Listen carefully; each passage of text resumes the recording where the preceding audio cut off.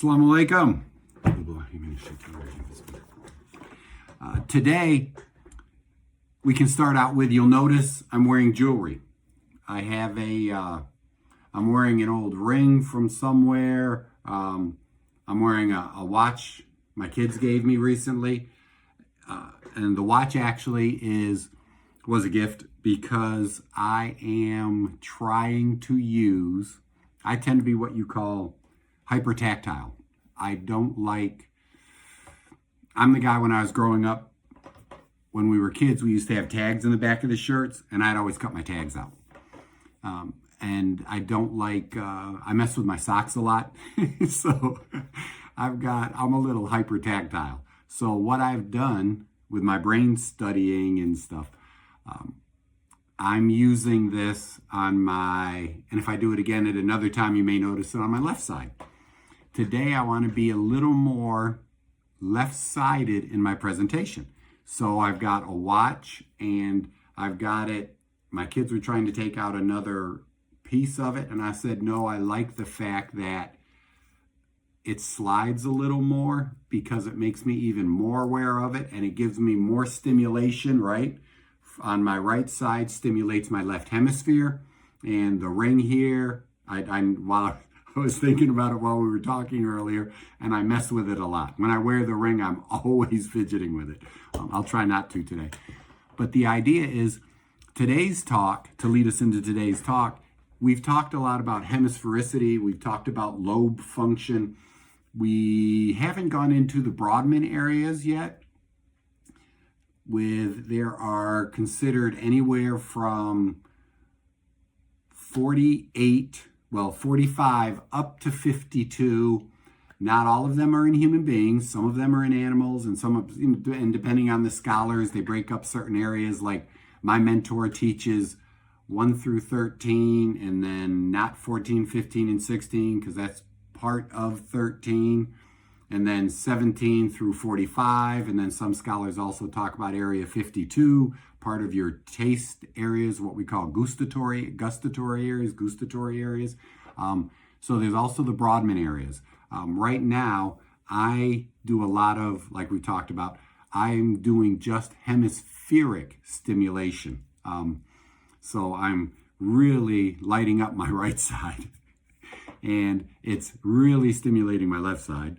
And that is on purpose, because today I am talking about as much information as we've shared about hemisphericity, Brodmann areas, lobes, cranial nerves.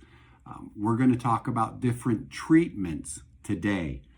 So if you want to, I'm going to break it up into a treatment protocol based on sensations. We've got, so that I don't forget any, we're talking about smell, we're talking about vision, we're talking about, in order of how I wrote it down, we're talking about hearing, we're talking about touch, we're talking about taste, I just mentioned, and a big word called proprioception. This includes coordinated movement, some balance, and spatial awareness of where you are in space and what's going on around you. That whole idea of close your eyes and touch your nose. If you can see without the light reflection, my nose is closed. Touch your fingers. Touch different fingers as you're told to. So that's spatial awareness. And then I know I've got a big gigantic book right here. I've got another notebook over here, and I can touch it without looking at it, or my periphery picks it up a little bit. But that's also, I'm including spatial awareness with the definition, part of the definition of proprioception, because that's where you are. That's your physical self-awareness. And the stronger your physical self-awareness, the stronger your awareness of others.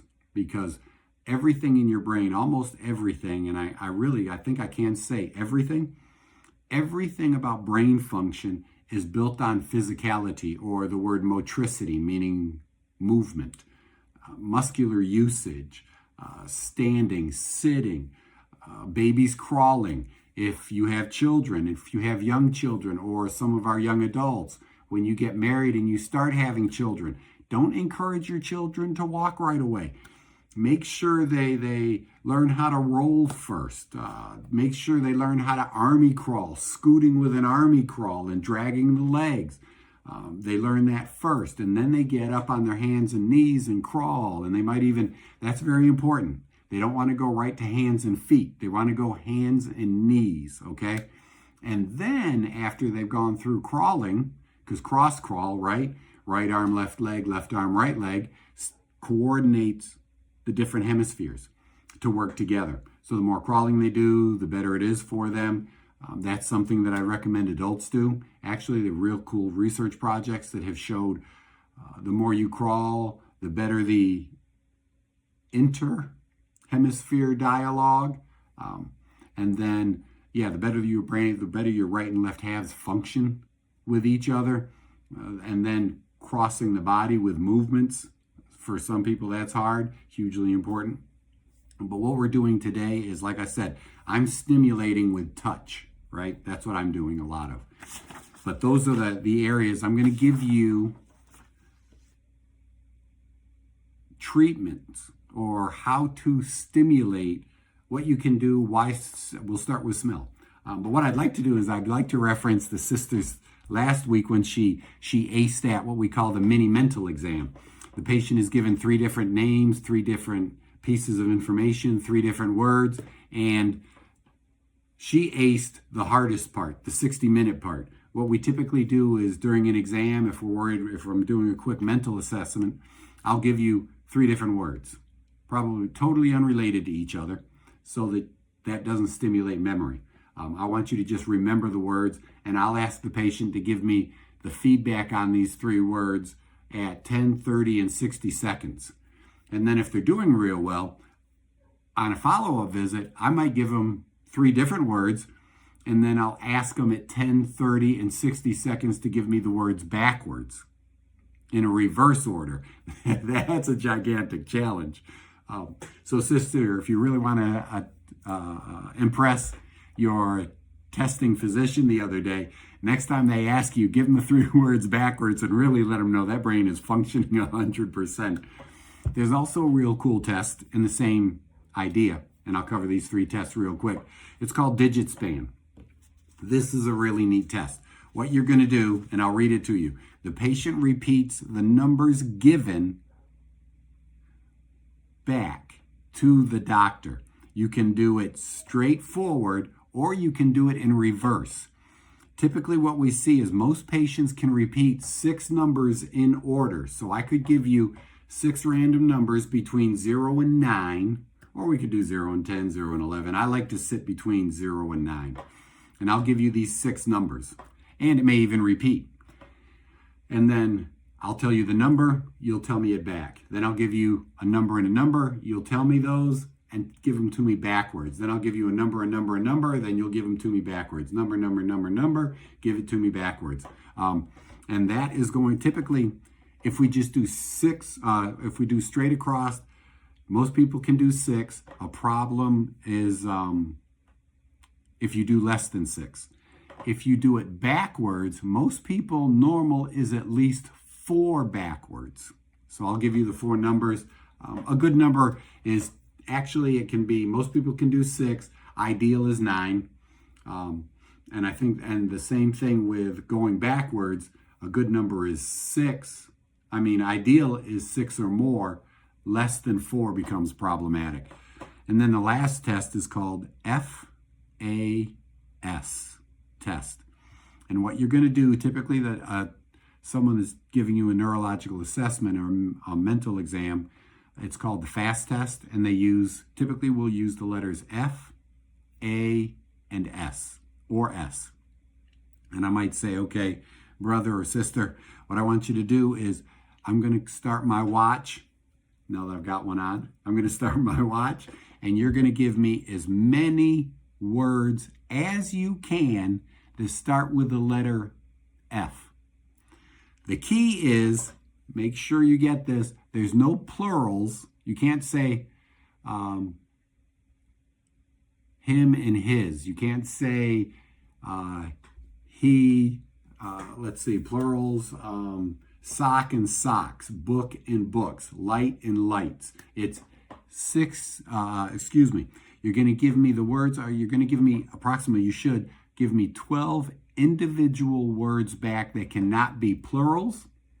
And it can't be like fast, faster, fastest, fasting, even though that's totally different. It can't be fasting.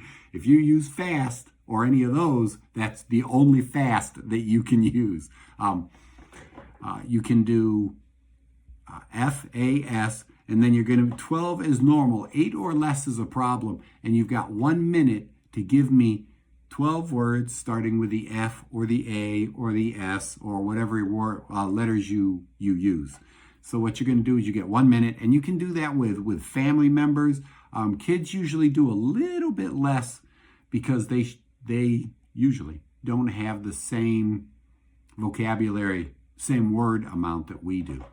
So you've got the mini mental exam this sister talked about, the 3 individual words, and you can ask for those to be repeated at 10, 30, and 60 minutes.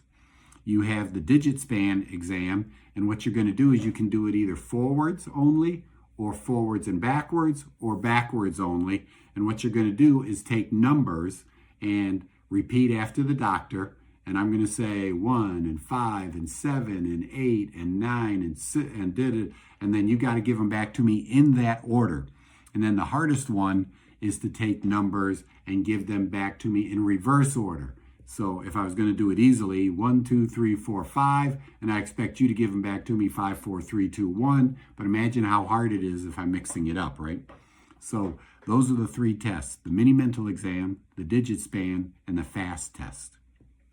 Real cool for overall, particularly frontal and the memory centers, hugely important. And I especially like the FAST test because that stimulates memory centers. That stimulates memory centers.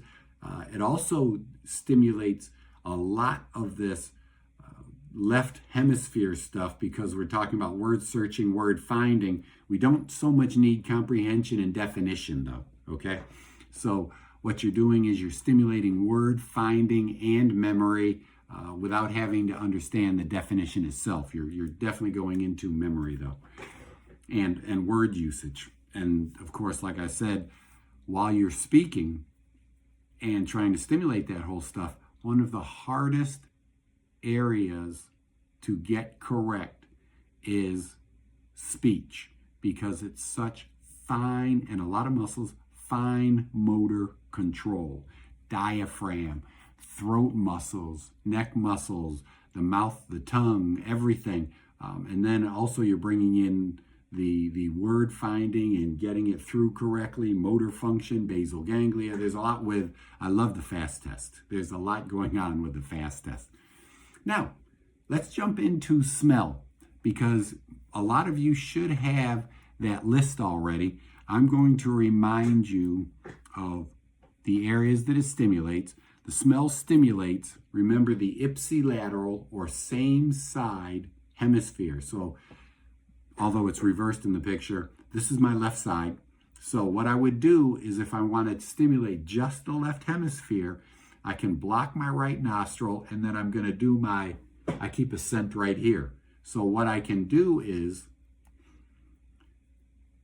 the test would be something, and if you're doing a test, you want to start out at about more than 10 inches, say 12 inches, and then you should be, I can smell that, and this is how far away it is. It's a bent arm length. I'm a little over 6 feet tall, so this is going to be, anywhere from 2 to 3 feet. Well, no. We're going to be about 2 feet, I guess, because you've got to go across my torso and then to the other arm. So I'm about, I'm over 1.5 feet probably. And I can smell, this is a Japanese plant or a Japanese oil called, Hinoki. I chose this because it's supposed to really stimulate brain function. It's called false cypress. And this is a very important ingredient to a Japanese shaman, medicine, herbalist, a Japanese herbalist. They'll use this as one of the main ingredients in an ADHD scent package with a couple other herbs, but this is their primary. So if the patient can't smell it here, then you start moving closer and ask them to tell you when they smell it. And like I said, some patients I actually test, I'm literally right here. And there it is, okay? You want to be out here something more than about 10 to 8, somewhere in the range of 10 to 18 inches. The farther away, the better, okay? And then, of course, the same thing on the other side. Beautiful scent, false cypress, Japanese cypress. And the idea with smell is it stimulates, like I said, the ipsilateral hemisphere. So if we've talked and you've determined you're a little bit weak on the right, brothers, put a scent, a little bit of a smell, maybe over here, lower on your cheek and your beard. Remember, some oils, some people are allergic to certain plants. If it's a real oil, test it on yourself first before you put it up here. But on us, like I said, you can hide it in the hair. Sisters, put it on the hijab on that side, put it on a collar. You can put it on the collar of your clothing. Again, make sure it doesn't stain. Some of these oils will actually give off a color and leave a stain. So I'm a big fan. I'll put it on my beard on one side or the other, depending on what I'm trying to do. Or in my case, I really don't have a deficiency in smell. I'll put a little bit right here so that I can kind of smell it all day, because it actually stimulates a lot in there. It also stimulates the olfactory centers, which are considered in the mid-temporal area. They're back in here, dead center going straight back, up behind the nose. It has a really strong, if you remember just the other day, we talked about the OFC, the orbital frontal cortex. Remember what we talked about in terms of whether your morality is just theory or you apply it, okay? This sense of smell is a strong stimulation to the OFC, the orbital frontal cortex. So if you want to be more morally sound and strengthen your morals, that would be the area to stimulate. You might put it right here and you're really going through the orbital frontal cortex. Then if you want to actually initiate more moral actions, maybe you do it more often on the left than the right. If you tend to be a real strong left brain, and you might tell yourself, oh my gosh, I don't have enough empathy, you may realize it. And I don't feel the way other people do. You may want to put it on your right side to stimulate more of the right hemisphere. Does that make sense? Not only that, but you're also going to do, smell is hugely, hugely important to the hippocampus, your memory janitor. The hippocampus takes in all those memories and stores them all over the place. And then when you need one, you stimulate the hippocampus and it pulls it out through different associations.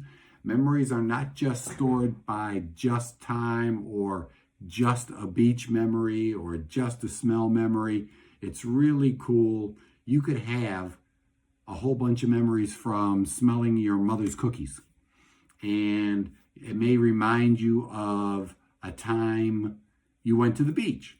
And again, you say, oh, how do those go together? Well, your mother took you to the beach. Your father took you to the beach. Your mother made the cookies, then you all went to the beach. Here I am in Florida. Not really a beach person, but I do live in Florida. The idea is that stimulating the hippocampus, smell is a great stimulation. And it's really important to test smell. I use it a lot with my adult patients, and especially coming off of COVID, because smell in different research projects, smell gives you either a 10 to 20 year window.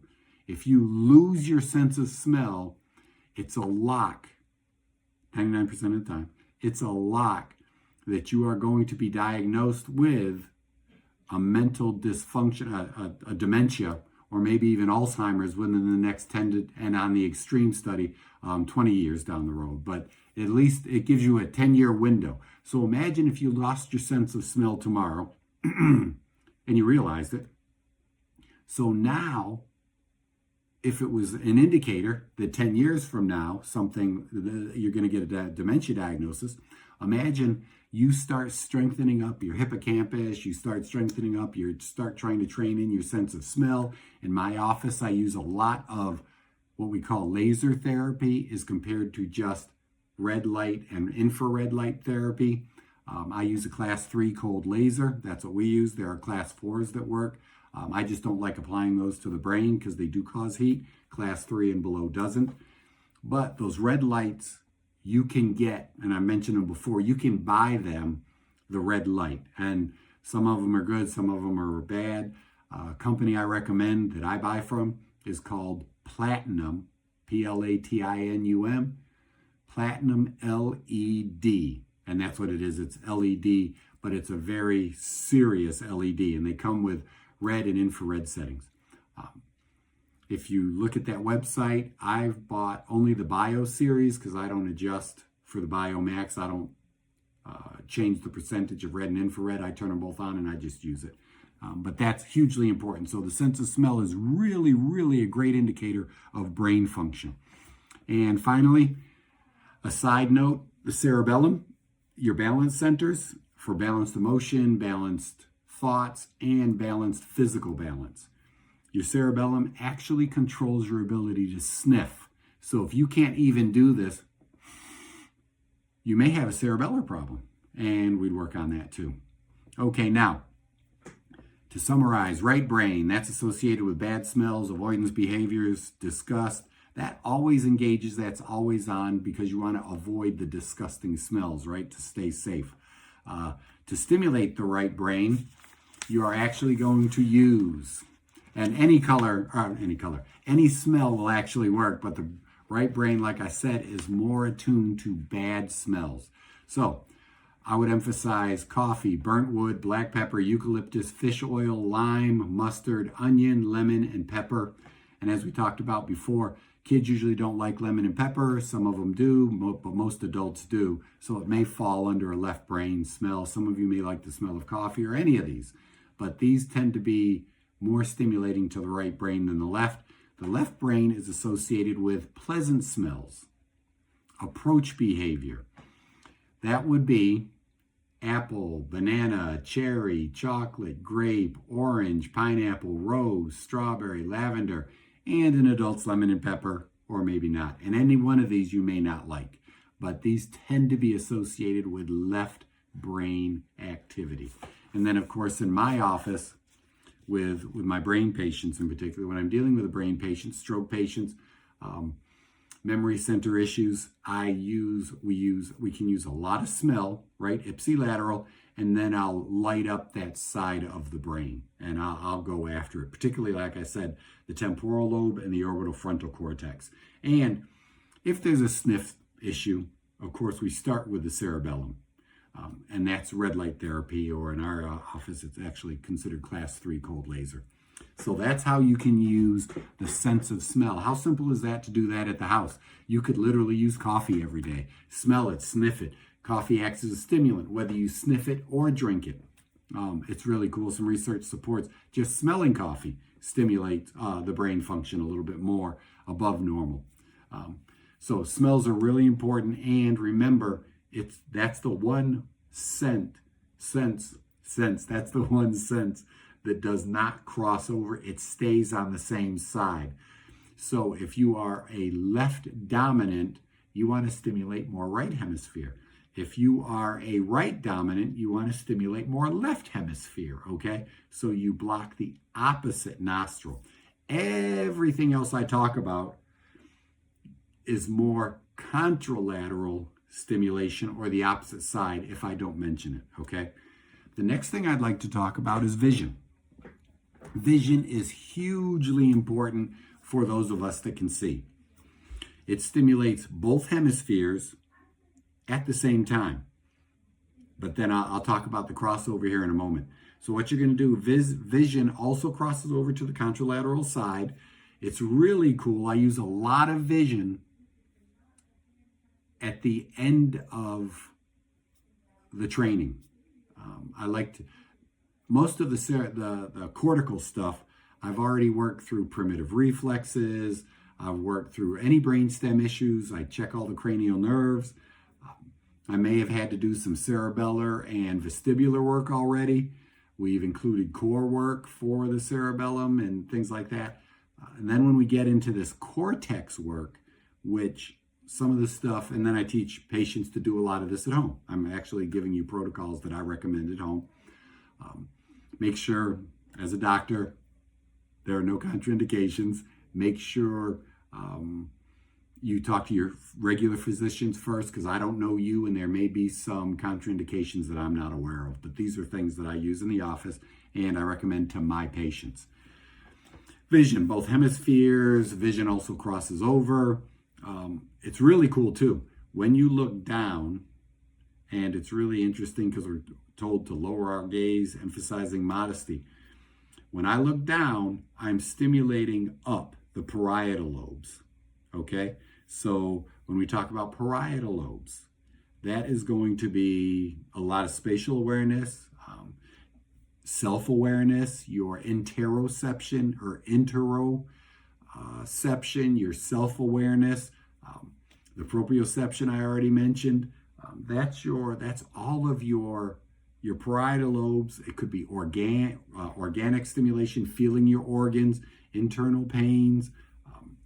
You feel pressures, you feel hunger, you feel thirst.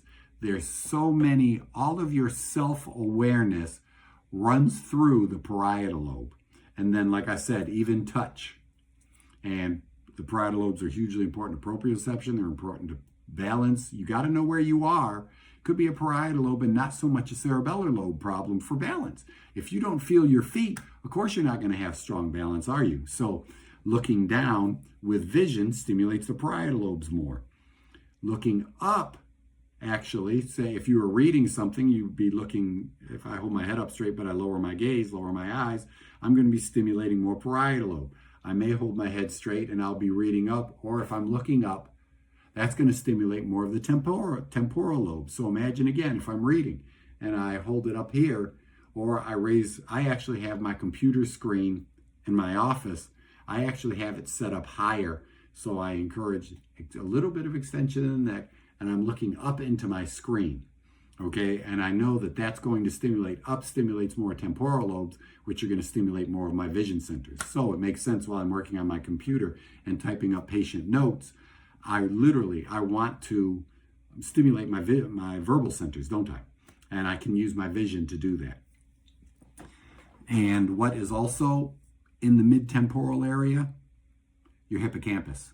So I'm hoping it stimulates more memory function, storage, and recall, if that makes sense. So if you're having trouble remembering things, try raising up your computer screen a little bit, because look at all the things we do. I got to tell you, when I talk to patients, they're typing down, looking down, like I'm talking into my screen, I'm looking down. When I'm doing my notes at the office, why not look up a little bit to help work on my curve? Because one of the things I almost always see in adults is a loss of the cervical curve. There's a real cool term with computers and cell phones now, they call it text neck, where you're texting and looking down all the time, or you're typing, and it used to be called tech neck, T-E-C-H, that loss of cervical curve, because almost everything we do in life is down here. When I'm working on a patient, they're on the table, I'm looking down. When I'm talking, I like to stand up a lot, and the patient might be sitting, so I'm looking down. So there's a lot of looking down. When I type, I have to look down because I'm a terrible typist. But when I look at my screen, I'm looking up, okay? So vision is hugely important. Like I said, looking up stimulates the temporal lobes because they're lower. Looking down stimulates the parietal lobes because they're higher.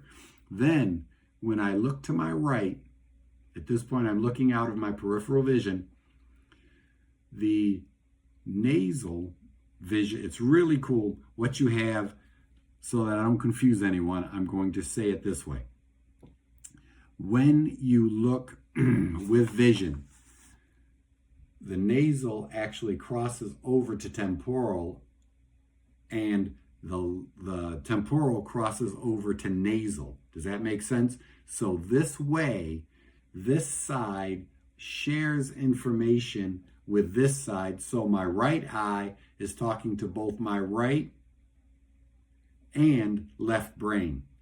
Then the same thing here, so that you can see, keep my hands in the camera. The left brain is talking to both, my left eye and my left vision is talking to both my left hemisphere and my right hemisphere. So that way, both hemispheres are getting all of this global vision, okay? Global information, I meant to say. Global vision, global information. Hugely important, okay? So that's stimulating both sides of the hemisphere at both sides of the brain, both hemispheres at the same time. So that's a huge, huge, really cool activity. And then what you can do is we actually cover eyes and we stimulate that way, and it's just really cool. There's a lot of little details, but what I'm saying is, with that in mind, like I said, you can use vision. And what did we already talk about? We already talked about color, didn't we? So again, you can use colors and reading, right? Reading stimulates a lot because, like I said, you've got your verbal centers over here, you've got your memory centers, you've got your motor skills. You've got a lot of stuff going on. Then if you remember the words and all that, and comprehension with the words and what the author's trying to tell you and the meaning of the story, a lot of stimulation with vision and reading. I love, love, love reading as an exercise. And reading out loud. Now you're using even more motor control. And you're also, with this, we talk about colors. Red, yellow, and orange for what hemisphere? Right or left? Everyone say left. And then blue colors in your vision, right? Blue colors are going to do the opposite. Blue, indigo, and green. I'm sorry. Blue, green, and indigo stimulate the right brain. So you can actually use your vision hemispherically also. So remember the test we talked about for vision. Again, you can use colors, and you can even use colored pieces of paper. Remember with the Stroop test, we'll talk about that.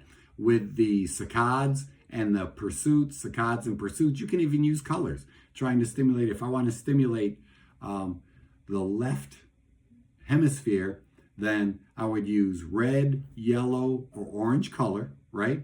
And I might put it on a little piece of paper, and I hold the paper here and I hold another paper here. Now I put the paper over here, right? So that, here we are. So I'm looking dead center at it, and I've got the other paper here. Now my eyes saccade over. I'll show you with head movement. The eyes by themselves jump over, and they see another red, orange, or yellow, and you can mix the colors. Use red and orange, or yellow and orange, yellow and red, whatever you want to do. So now you do the saccade. That's left frontal lobe. Boop, there it goes. Now we use the pursuit. That's left parietal lobe, pulling it back. Then you keep your eyes right here, and you move the colored card back. Then you saccade over, pursuit back. Does that make sense? And you can use colors for that.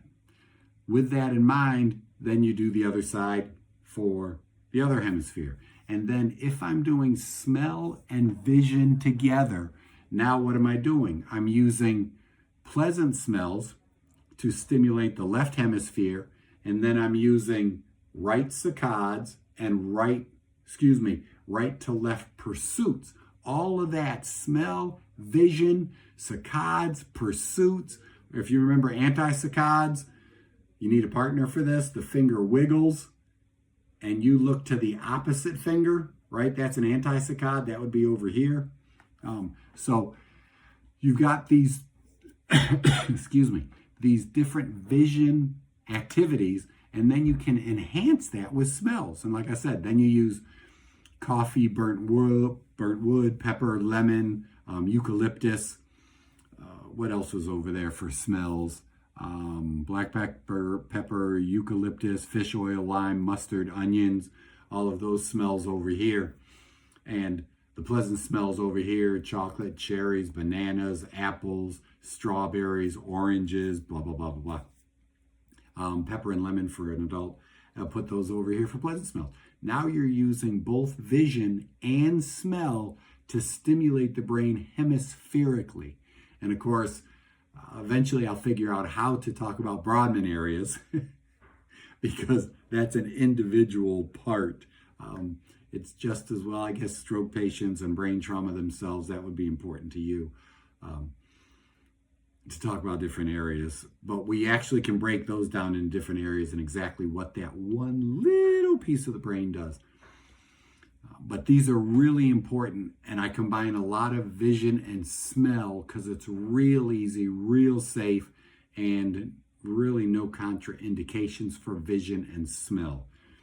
When we use, if you did invest in some red light at home, remember, one of the things, mashallah, one of the things we have to be concerned about with red light, and particularly like my more expensive red light, it's actually, like I said, considered a cold laser.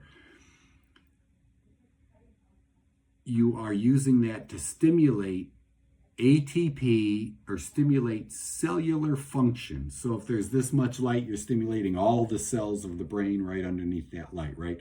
And then when light hits things, it deflects a little bit and diverges as compared to converging.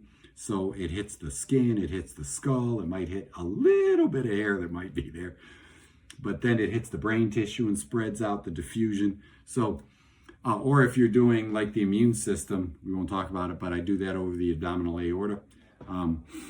You don't want to have any cancer in that area, and over the abdominal area, you don't want to be pregnant because you don't want to stimulate those cells to grow better and faster and stronger, okay? You wouldn't want a fetal development to get out of sequence, right? It speeds up for a little bit, and then part of it is fast, and it's just, we don't use it on pregnant women in that area, and we don't use it in cancer patients, although some doctors actually have a cancer protocol. If you were going to use red light to prevent getting it, remember the tumor necrosis factor that helps fight off cancer is stimulated more on the left side from the left side of the brain. So if you have a family history, you could use red light there. But I check with your regular MD first. If you have any questions about these two areas, we'll just cover smell and vision today. I started with these because they're really easy to apply. Oh, I'm sorry, I jumped ahead. Let me go back a little bit.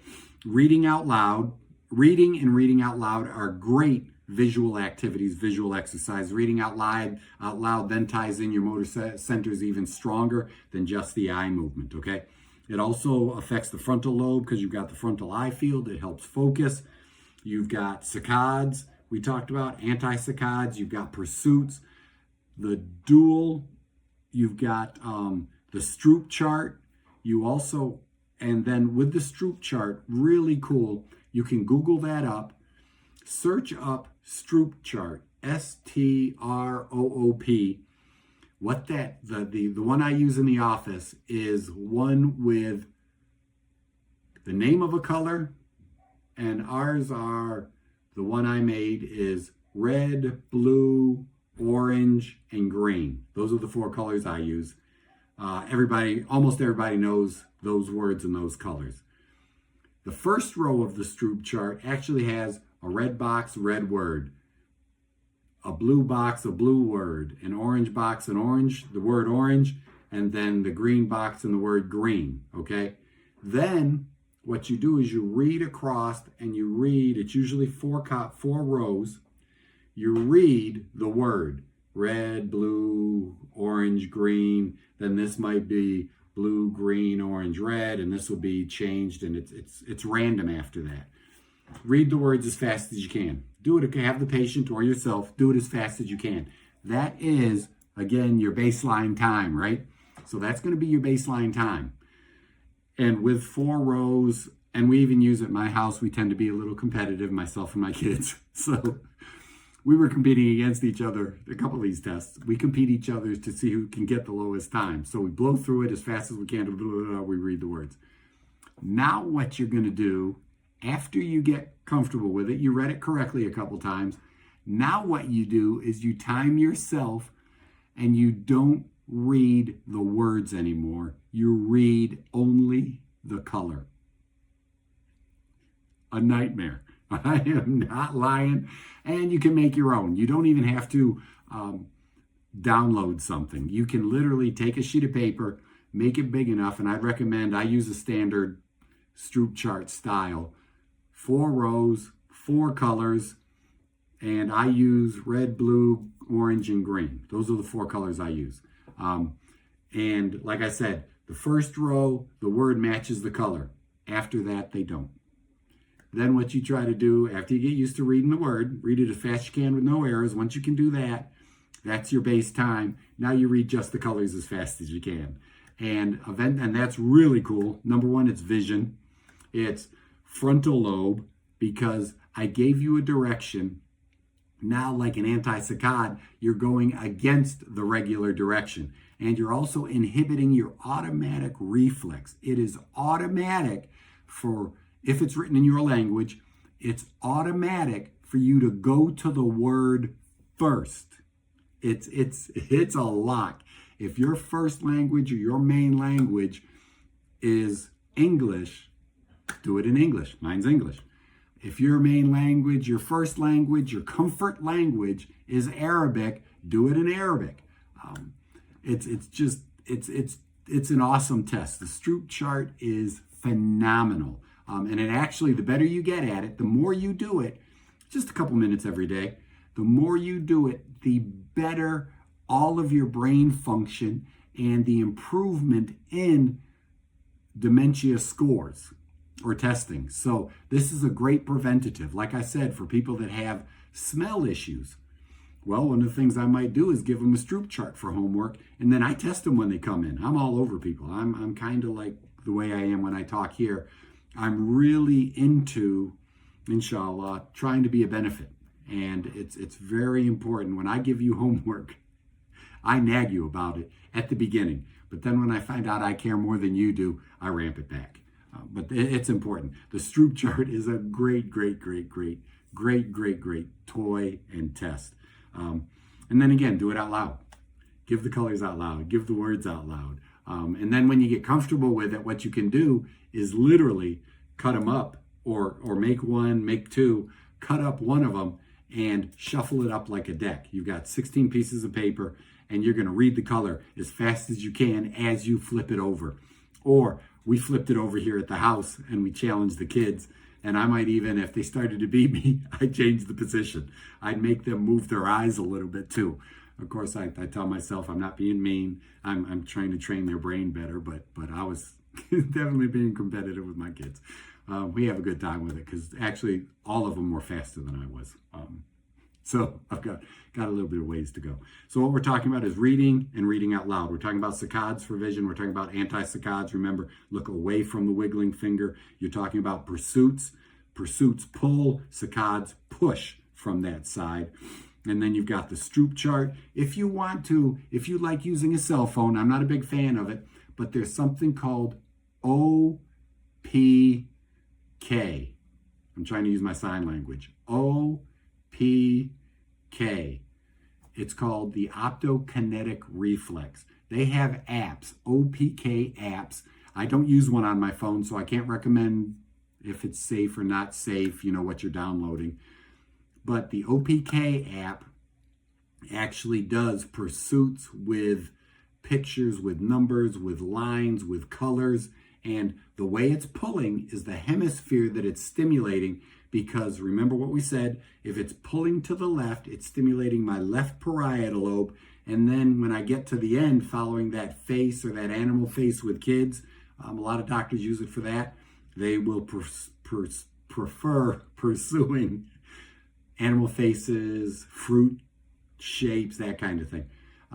But they'll pursue it with the left parietal lobe, right? And then they have to jump back to the beginning again, so they're using their left frontal lobe. And then you hit it to go the other way, and you're doing your right parietal lobe pulling it across, and then your left frontal lobe to jump back. But the OPK reflex is really, really cool. It's what you use when a train goes by you and you're waiting at the edge of the tracks, watching it go by. You get caught on a car, then you jump back. You get caught on a train car and you jump back. That's your OPK reflex. Hugely important for vision. And that's one of your base reflexes, very involved with vestibular function, very involved with balance and cerebellum. Very important to cerebellum, because remember when we talked about jumping and smooth eye movement, the cerebellum is very important to that. So if there's a visual problem, an OPK tape or an OPK app could be important. I like the OPK, I just didn't download it on my phone. So that's what I'd like to share with you today. And then next week, what we'll do is we'll cover hearing and touch, and we'll tie hearing and touch back to vision. And then we'll talk about taste and proprioception also. Any questions, sister?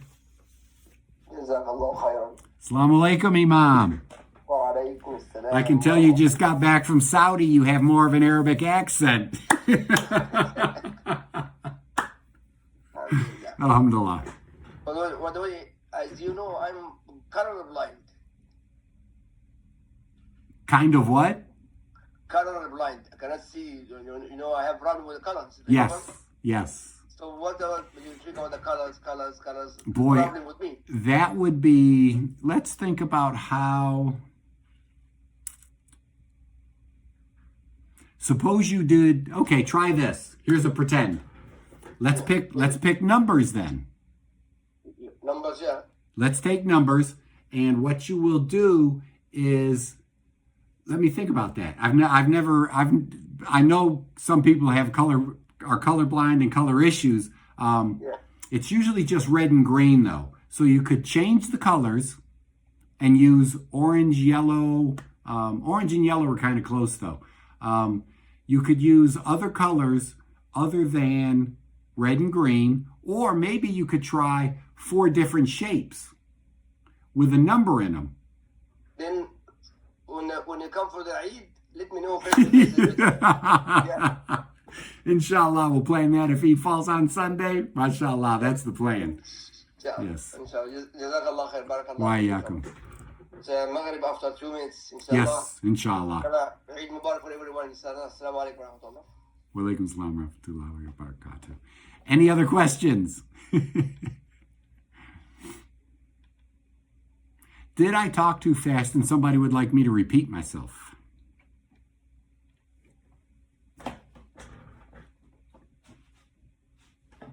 No, you did fine. Alhamdulillah. Alhamdulillah. Alhamdulillah. I really appreciate the class, brother. Assalamu alaikum, sister. It's good to hear from you. Alhamdulillah. It just made me think about just how awesome Allah is. Yes. Just alhamdulillah. Allah Allah is so awesome. And it's really cool. Remind me of that. Doesn't vision, think about everything vision does. Let me switch sides because now I'm going to go with a bigger picture and association thing if it happens this fast, right? Think about what takes place with vision by itself and reading out loud.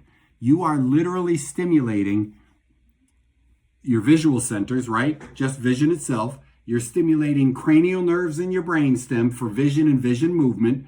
You're stimulating certain areas in your brain where the different optic nerves cross over and the optic eye, all this stuff. The fact that vision actually crosses hemispheres and stays ipsilateral.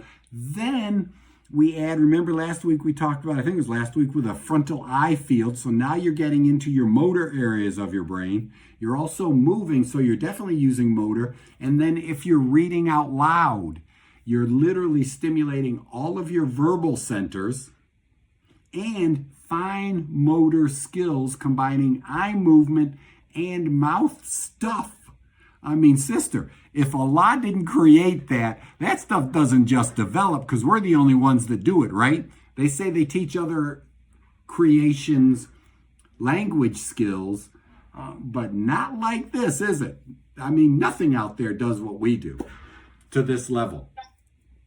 I had this thought the other day, maybe a few weeks ago. I tried to explain it to my husband, and he I had it in my head, but I couldn't really get it out on paper. And it's so funny that, or try to explain it to him. And he just kind of sat there and looked at me, and I was talking about the eyes. And I said, you know, I have done a lot with my eyes. You know, I do the things with my eyes, going left and right, just like things that, you know, Allah has, you know, just made me aware of. Yes. And I was explaining to him that, you know, I make sure that, see, in my younger days, sister, your voice sounds like you're in your 20s right now. Don't even try it. Not at all. See, when I lived with her, she had clothes all over the floor. And that Mm-hmm, and mm-hmm. I just could not get it together.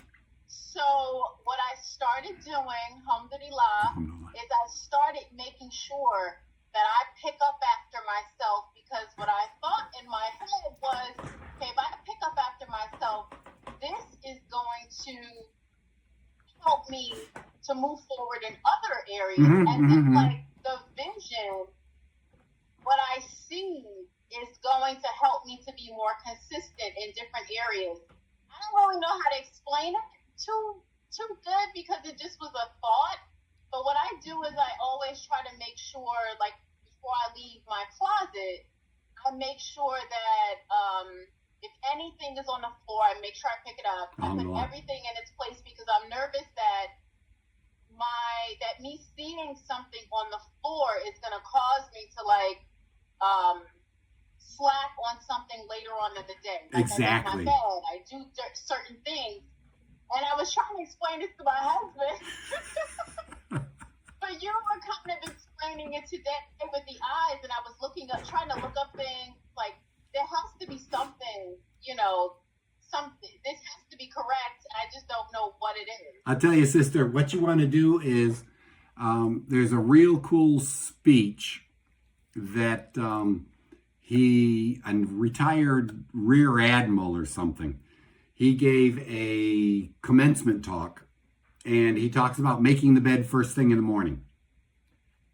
And he says, if you can do that, you can do anything. And then he explains without the brain part. It was really cool. His explanation was, from what I remember, it was actually, I saw it before I actually studied the brain. And it's about, you're initiating a series of events. So here you are, and then they talk about, there is, you and your husband need to search this stuff up together so that he can read it too.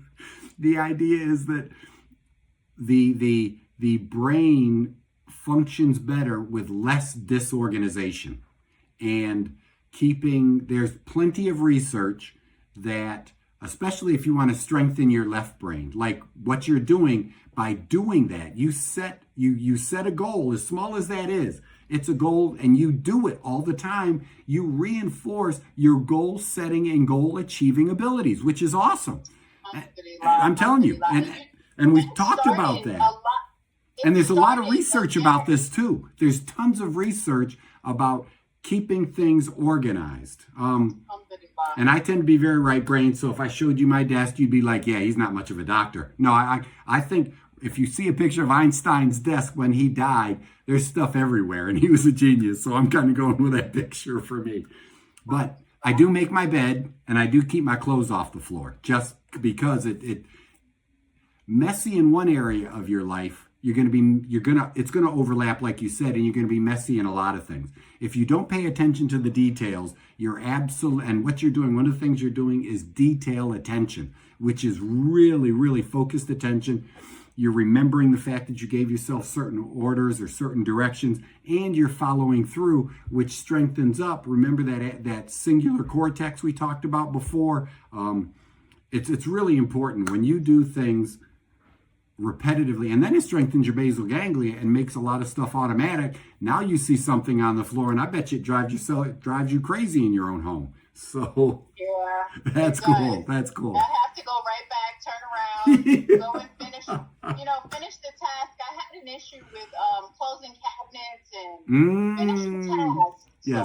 So I noticed it, and I started making sure that I go back to close my cabinets. Now when I open them, like yesterday, I realized, okay, I had a cabinet open, but it didn't take me to leave the kitchen.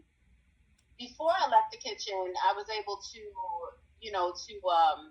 close the cabinet. So all of those little things, it makes a big difference. Huge. And since Ramadan, I took your advice, I took Sister Layla's advice. I started doing a lot more studying on perspective and different things, and I actually gave a speech at a school last Friday. Yeah. And we talked about perspective, and we talked about a couple of different things, and it was like everything, because I've been consistent, making sure that I'm consistent, making sure I'm doing everything on a daily basis. Yeah. It really, really, when I talked they said, wow, you sound so like you're an expert speaker. That's awesome. Alhamdulillah. And, just being consistent. Staying consistent. This morning I got up at 3:30 a.m. in the morning. I have a goal. Make sure I get up to work out. A lot of this started again because of your classes. MashaAllah. Making sure that, alhamdulillah, I'm, consistent, getting up at, 3-something in the morning now, just for Ramadan. It won't continue. But I had to, what I call course correct. I saw an issue, okay, I can't do the same times because the time went back. Now I have to make a change. Instead of staying in the bed longer, I have to go to bed a little bit earlier and get up and work out and all of those things. So that's kind of what I talk to the kids about. But it's very real things that I do in my life, which is really a lot of self-awareness. It really is. The more we know about ourselves, the better we can be. That's what this whole brain thing is about. The more I know myself, the more I talk about it, the more I remember. The more I teach it, the more I remember. So I'll be real selfish. It's all a benefit to me. MashaAllah. It is also, alhamdulillah, it is a benefit to you guys, because if we as brothers and sisters can improve ourselves and be, man, think about it. If we improve ourselves and we improve everything around us, I mean, this is the way to go. And now what you got to do is literally, if it's not 3:30 after Ramadan ends, then it's going to be what, 4:30, 5:30? Because you can still, there you go. So you're still going to bed at the same time. Yep. Especially if you're working out. We know that in my age group, as adults, literally everything, you can say everything past about 40 to 45, now so many of these young people are in such horrible shape, they might be considered as old as us. But the idea is, as adults, as we age, we literally still need 7, and if you're active, 7 to 9 hours of sleep a night. And the younger our kids are, the more sleep they need, to the point where teenagers are probably at, most likely, a lot of the research shows somewhere around 10 hours. And even if they get 10 hours, they don't come on 100% in their brain until they don't start peaking or hitting their stride, I should say. They don't start hitting their stride till about 10 a.m., believe it or not.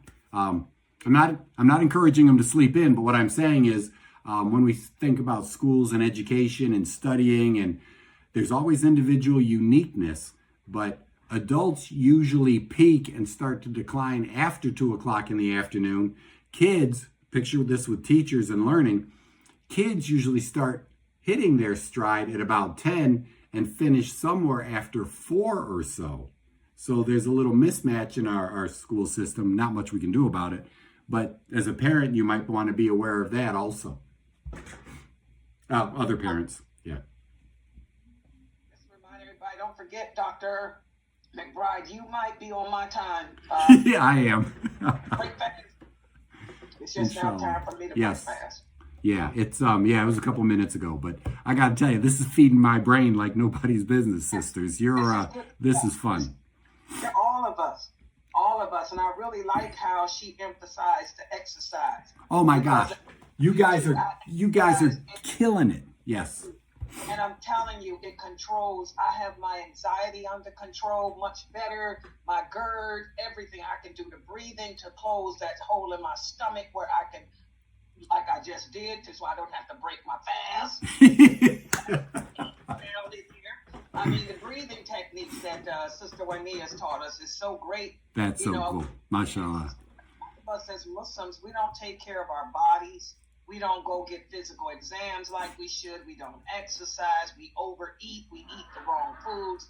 We really need to take care of our bodies and our brains. Do these exercises. Like you said, a lot of us spend our time looking down. Yes. Playing on our cell phones. Yeah. And we wonder why our memory is so bad and stuff. Just look up. Raise, like you said, just raising the computer screen up. Where you're looking up, on the computer. Exactly. Help memory and help with other things.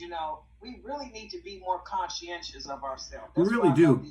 that thinking about computers, they used to say keep your screen, the top of your screen at eye level, but most of your screen then is going to be below, right? So Yes. what you're looking at. So even if you type, like the doctor that shares an office with me, she types and she's just looking at the screen. The idea is if it's low, she's still looking down, and we're chiropractors. Exactly. We know better. So I literally, and I encouraged her to, and we started, I've got mine on thick book. So I am literally looking straight or up at darn near every Yes. possible piece of note I have while I'm doing my typing. Yeah, this is good stuff. It really Okay, is. guys. Yeah, next week he's going to talk more about how we can stimulate the brain. Yeah, we'll cover hearing, touch, and we'll be stuck right in hearing and touch, but the last 4 areas are hearing, touch, taste, and proprioception. Yeah, so make sure you guys are here for this next week, inshallah. Yeah, this is Inshallah. really good stuff. And I will put the shorts out like I've been doing. Yeah, I've been trying to show. Yes, you noticed it too, sister. Yes, I try to, highlight the most important things. I know y'all like those exercises, so I did the exercises last time with the thumb. Yeah, so I'll try to put his shorts out tonight, inshallah. And make sure for the rest of you who are new, because I got some new people here too, click on our YouTube shorts. Click on the short tab. That's where you will see the shorts for this class. And also at the top, I have the full video link, so you can watch and get caught up on the full video. So I'll try to have these shorts out tonight, inshallah. Alhamdulillah. And I want to thank everybody for joining. Yeah, the next class will not be until 9:30. It'll be what class am I? Oh, yes, this is the 27th day. I'll be speaking about, I can't remember, but it's the 27th day of fasting. I can't remember what the PowerPoint is, but it'll be at 9:30. My mind is on this coffee. I got sitting here. Because all I want is the lavender. I got the lavender coffee, which is so delicious. Lavender is so relaxing. Great for your brain. We'll be back at 9:30. Subhanakallahumma wa bihamdika ashhadu an la ilaha illa anta astaghfiruka wa atubu ilayk.